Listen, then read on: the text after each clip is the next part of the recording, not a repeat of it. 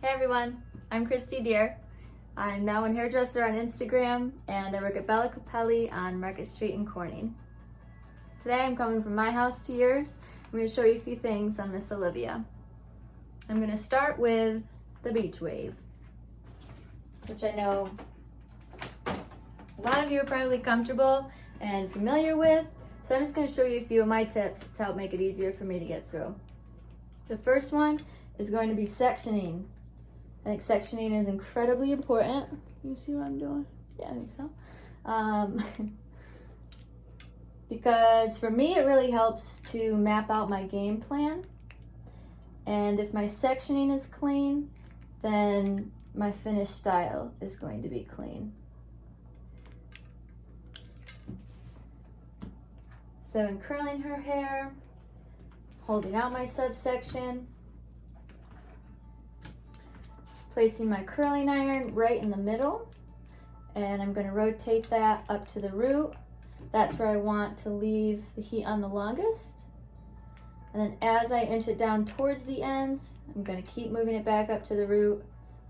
And then right when I'm at those last few inches, I kind of just let it pass through the curling iron, because we want those to stay really soft. Depending on how much time you have and how refined you want these waves to be, that's going to determine the size of these subsections. So you could get through an entire head, probably about 10 to 12 sections, or you could break it down even more if you wanted it to be more polished. And once you drop the curl out of the curling iron, this part's really important, because you can still manipulate the curl as it's cooling down. You can really encourage the shape if you love it. You could clip it up with pin curl clips, let it cool down in that shape. If you feel like you curled it a little too tight, then you could take the ends, kind of soften them up. You could pull on the hair, or if you wanted the ultimate soft finish, you could start brushing right through them. But I'm gonna leave them alone, because I like how it stays divided in those sections. Because then I'm going to go in and put some product. I think that's the next most important thing to sectioning, is how you're setting the structure. Ooh, it tastes good. So if you think about a building doesn't fall over when the wind blows because of the foundation and the structure that was laid inside of it. So hair's the same way. You really want to go through each section and lay product. Not wait until you're all done and you love your style and then just throw hairspray on the top of it, because that's what's going to cause the body of your hair to collapse. We want to address each section individually. So we're going to drop the horseshoe section, and the direction of the curls really doesn't matter. If you want it to be a little bit more of a tousled mess, then you can intentionally have the curls fight each other by going different directions. The only section that really does matter is the hair that falls like right in front of the ear, because that's going to frame your face, and you always want those to be curled out and away from. You don't want curls to be falling inward. A lot of times people will ask what the best tool is to execute, anything with, really. And I always say, first of all, it's really important to start working with a hot tool that you're comfortable with. And then as your body's comfortable with styling your hair, that's when you can start experimenting with different tools. My go-to is always going to be the 1.25 inch curling iron.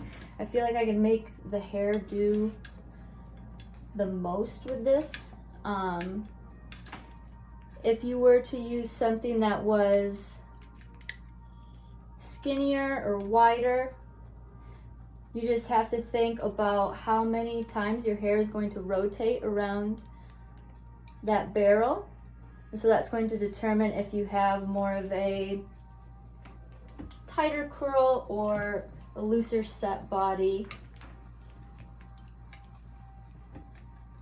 I will reach for the wand if the hair is really long, like if it's past chest length. And I'll go for the flat iron when the hair's above the shoulder. But every other time I go for my curling iron. It's just a little bit easier for me to be able to manipulate. So again, definitely just use what's comfortable. I know that people will say that as hairdressers we make this look easy, but honestly it's just because our bodies are going through this motion all day, every day. That's really what it comes down to. So I always like to suggest that as you are getting comfortable with the tools and performing or creating different styles, have your priority be on, trying to see, work around this. Make sure that you're focusing on your body posture and being comfortable as you're working around, getting in those weird little spaces. Focus on that and not the few curls that are falling out that might be a little wonky. Because chances are once you finish your hair and it's complete, you're not even going to notice those little bits. But as you move through that style over and over again and you become more comfortable with it, you're going to find that you get through it more efficiently and more confidently.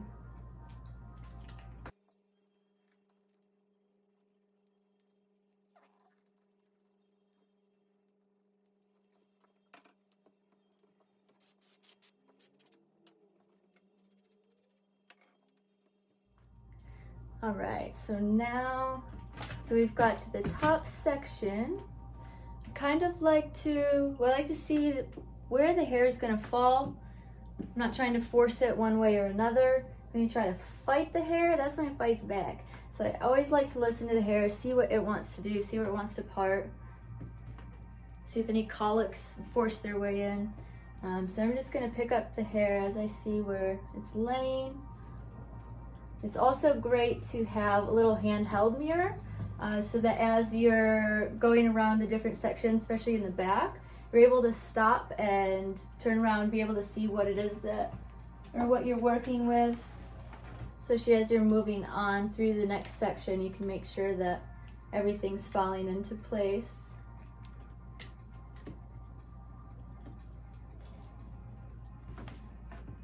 Now, if we were to use a flat iron, you like to think of how you're holding scissors to a ribbon when you're asking it to curl. It's all about the tension and the bend of the shear, the bend of the ribbon along the shear. You know what I'm talking about. So when it comes to hair, I like to pick that section up. Yeah.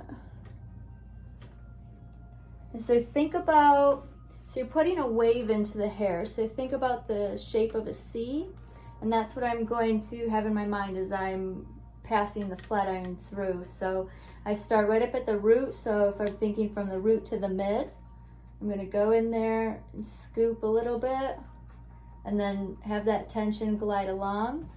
And then you can drop it to see where you're going with it. You don't have to finish it out completely. And if you like what's happening, then you can pick it up right where you left off and create another C and scoop that and let it pass through. As I was coming down to the ends, I just slowly released the tension of the plates on the flat iron so that those would still stay really soft. But like I said, it's not really my go-to for this, so I'm gonna pick my curling iron back up.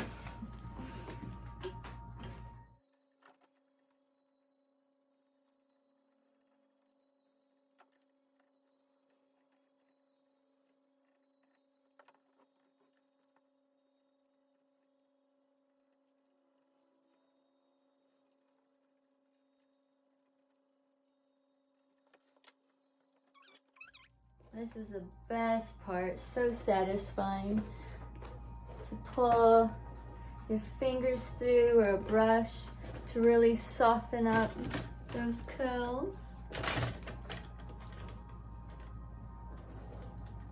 And one of my favorite things to do at this point, really knocks the edge off of the hair looking like it was just pressed through a hot tool, is to open the hair up and really shake some salt spray into it, and not enough to make it wet to where that will really destroy your curl, but just a few little spritzes here and there so that the salt can air dry in with your curls. You'll really feel like you just stepped out of the beach, out of the ocean. I would do anything for that right now. All right, well, thank you for watching. You can follow me on Facebook and Instagram, That One Hairdresser, and keep an eye out for more styling videos here with Miss Olivia. Everyone be safe, healthy, and make the most of this time. And I hope to see you soon.